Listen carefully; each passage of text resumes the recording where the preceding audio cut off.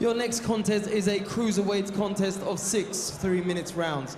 Introducing to you firstly in the red corner, wearing his solid black trunks. He fights out of Nottingham and weighs in at 14 stone 11 pounds. He enters the ring with 8 wins, 3 of those wins coming by way of knockout against only 4 defeats and 2 draws. Please welcome Tyrone Wright. And his opponents across the ring in the blue corner, wearing the camouflage trunks. He fights out of Newcastle and weighs in at 14 stone 8 pounds. He enters the ring with an undefeated 8-win record. 2 of those 8 wins coming by way of knockout. He is also a reigning prize fighter, cruiserweight champion. Please welcome John Lewis Dickinson. Your timekeeper is Arnold Price, and you're ready to get the belt. Andrew Wright. Boxers, please. Lads, you stop when I tell you to, you break when I tell you to. In the event of a knockdown, you'll go to mute the corner and you'll stay there until they tell you box on. You defend yourselves all times. Touch gloves now, good luck to you both.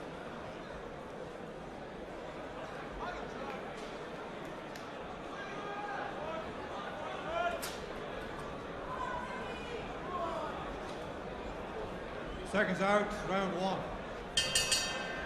John Lewis Dickinson in the camouflage shorts, bearing the name of his brother Travis, is an imposing figure, stands 6'4", undefeated as a professional, and he comes into this in his first fight since winning that prize fighter competition for the cruiserweights in April at the York Hall, and he got a couple of notable scalps on that night, beat Leon Williams on points and then stopped Mark Krantz, Nick Okoth, and coming into this, and he will be the favourite to produce another good performance against Tyrone Wright. Yeah, things have been running along nicely for Dickinson. He's just creeping up the British rankings. I don't expect to be in too much of a hurry to start chasing titles. Doesn't have a high knockout percentage, which is surprising because he does have a fair amount of power. But when you look at some of the matches, he hasn't been matched all that easy. So, and this could shape up like a tough one for him tonight as well. We'll see. Tyrone Wright, no wins in his last 3, but you don't have to go back too far to the days when he went the distance with Brian McGee, and he's got a decent-looking victory on his record over another Nottingham fighter, Paul David, although he was knocked out in a rematch which came for the English belt. But Wright, on his day, can be a handy customer. Nottingham man, 7 years Dickinson senior. Yeah, Dickinson just trying to keep him on the back foot, which is a good plan. His jab's working well. He's had to ship a couple of counters along the way, but he's looking solid, and certainly his mind's on the job. Going to tee off with that right hand. He has got a good amateur pedigree, has Dickinson, former ABA cruiserweight champion, and got to the finals of the heavyweight division back in 2005 when he met one Tony Bellew. Got beaten in the second round. Yeah, well, he's looking to use the right hand fairly early in this one, so obviously he fancies he's found the range.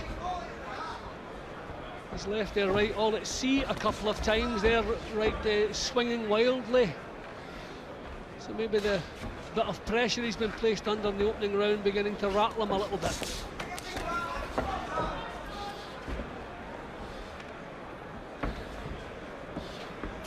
Stocky looking figure, right, powerfully built.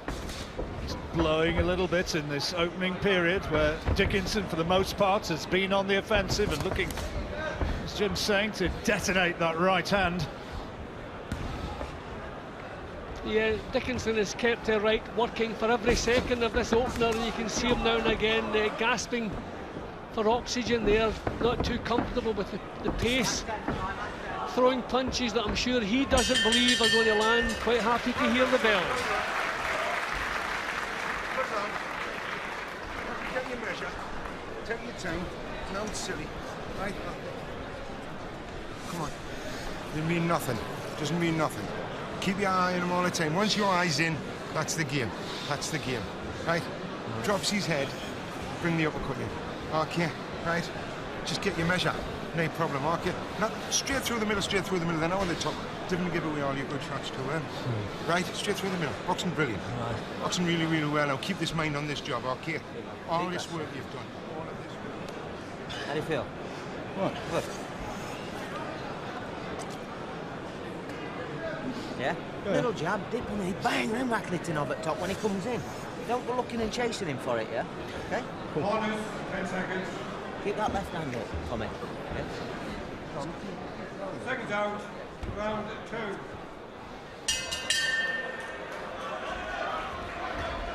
It was a decent opening round for Dickinson, looking to impose that height and reach advantage over Tyrone Wright. I think Wright knows he should be leading off a bit more, trying to take the initiative, but it's not easy because that jab has kept him occupied. He's pulling away from the right hand again, struggling to cope with it. I'll tell you what, I think Wright was stunned a little bit by that right hand over the top. Landed pretty flush. Yeah, and when he pulls his head away from the right hand, he's wide open, he has nowhere else to go. So quite soon I think we'll see Dickinson stepping up, putting punches together. And maybe bringing a few up, maybe the odd uppercut thrown in. You know, that's certainly what the corner want to see. But they're quite happy with the way he's boxing, so they should be. Wright normally resilient, but he was done in a couple of rounds in March by Leon Williams, who is a big puncher from Stretton. And I'm sure Dickinson would love to show that he's a sharper puncher and a heavier puncher than his record suggests, with those 2 victories inside the distance in the 8 wins and his so far unblemished professional record.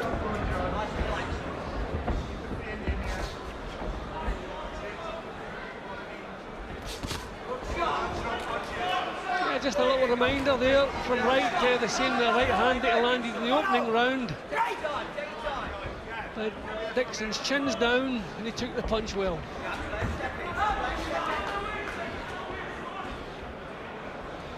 Big old unit, Dickinson, stands 6'4", same height as one Glenn McCrory, I think, who is a decent cruiserweight from these parts.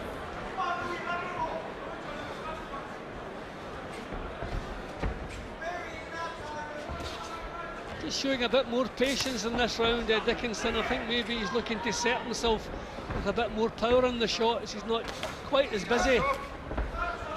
So you have to keep concentrating when you start going looking for the big punches. That's when you ship a couple. Always a danger as well, I guess. Oh, it's a good shot! Good right hand! And Wright, well, if he's not felt the weight of Dickinson's punches before, he certainly has now. I was about to say there's a danger of trying to impress your fans too much, but the fans are certainly impressed with a right hand like that. Well, I was saying when Dickinson pulls away from the right hand, he's nowhere else to go, and that's what happened. Dickinson followed up with a second right hand. Wright's in big trouble. Can he see it through to the bell to end the second round? It can't come a moment too soon after that big right hand, and he survives.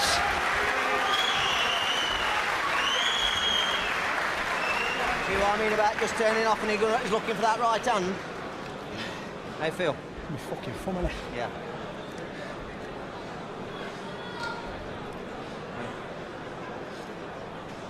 What's that? Who's that? You can hurt this kid when he comes in. You see when he jumps in? But you've got to stay tall, you can't take that half step onto his right hand. Well, you got the impression Dickinson was looking for it, and that's when he pulled away from the first right hand. That's what I mean when I say when he pulls away like that, he has nowhere else to go. Dickinson followed it up with the second right hand, so he's down there, nowhere else to go, completely exposed, finds himself on the floor. A couple of decent punches from Dickinson. Relax, touch, draw him off, touch. Then when he comes in, bang, bang, dip, bang over the top, yeah? Don't step on that right hand side, okay? Seconds out. Round 3.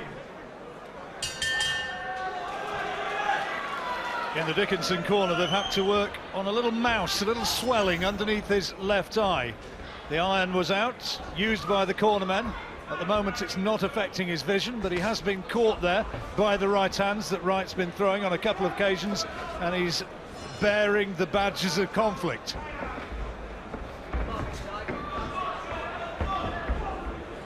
But now with Wright having touched down in that second round, he's got a points deficit which he'll be having to try and overcome, trying to box his way back into this somehow. I think Dickinson's developing the right style for his physical attributes. He's very tall, so he's going to be standing tall, but he's moving in and out nicely on his feet. He's not pulling back or swaying back from punches, stepping in and getting the jab off. So boxing nicely, well controlled.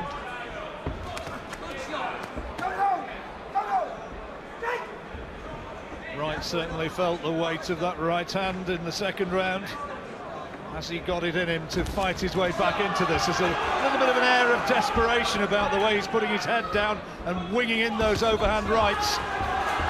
Left eye now is starting to close of Dickinson's. Yeah, and that's one of the reasons that Wright still wants to be there, because if that eye completely closes, then I don't reckon that the referee would stop it, but it's the left eye. He's an orthodox boxer, so that has big problems. Andrew Wright, the referee, is keeping a very close look at John Lewis Dickinson's face, and I tell you, by the second, that eye is closing. Yeah, I'll be surprised if he could see much from that eye at the moment, so I wouldn't expect he's in top, winning the fight fairly clearly. I don't see the referee's going to panic and get involved. Just leave him to it, you would hope. Well, I didn't see the punch that did it, Jim, but effectively he's fighting now as a one-eyed fighter. Anything coming in from right side like that, I suspect that Dickinson simply didn't see it. Well, it's a case now you want to keep that left hand a little bit higher. He won't be seeing the right hand, especially if Wright turns it into a hook. So you want to be doing what he was doing in the opening round, pushing Wright back. Don't allow him to initiate any attacks. He fought with so much confidence initially, Dickinson, but now Wright has got in there and he stopped it. He stopped it. He can't see through the left eye. Dickinson has been stopped, and Tyrone Wright upsets the odds. The crowd don't like it. You can hear it as they vent their displeasure.